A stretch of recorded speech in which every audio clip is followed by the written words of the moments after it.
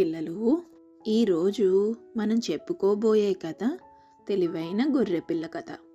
ఒకానొకప్పుడు గొర్రెల మందలో ఒక చిన్న గొర్రెపిల్ల ఉండేది. దానికి పొలంలో తిరగడం, పచ్చటి గడ్డి తినడం అంటే చాలా ఇష్టం. ఒకరోజు అది చాలా రుచికరమైన గడ్డిని చూసి మిగతా గొర్రెల నుండి చాలా దూరం వెళ్ళిపోయింది.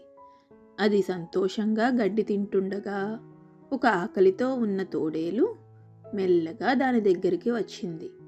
తోడేలును చూసి గొర్రెపిల్ల చాలా భయపడింది. నేను నిన్ను తినబోతున్నాను అని తోడేలు పెద్దగా అరిచింది. నీకేదైనా చివరి కోరిక ఉంటే అడుగు అని తోడేలు గొర్రెపిల్లతో చెప్పింది. పిల్లకు భయం వేసినా అది చాలా తెలివిగా ఆలోచించింది.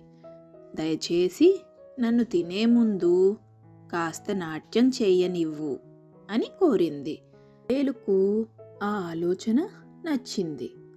సరే, నీ చివరి కోరిక అదే అయితే నృత్యం చెయ్యి అంది. గొర్రెపిల్ల మెడలో ఒక చిన్న గంట కట్టుకుని ఉండేది. అది తోడేలు ముందు గెంతుతూ తిరుగుతూ నాట్యం చేయడం మొదలుపెట్టింది. దాని గంట టంగ్ టంగ్ అని బిగ్గరగా మోగింది.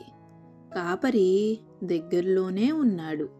గంట శబ్దం పెద్దగా వినిపించగానే ఏదో ప్రమాదం జరిగిందని అర్థం చేసుకున్నాడు. కాపరి వెంటనే తన కర్రెను పట్టుకుని శబ్దం వచ్చిన వైపు పరిగెత్తాడు.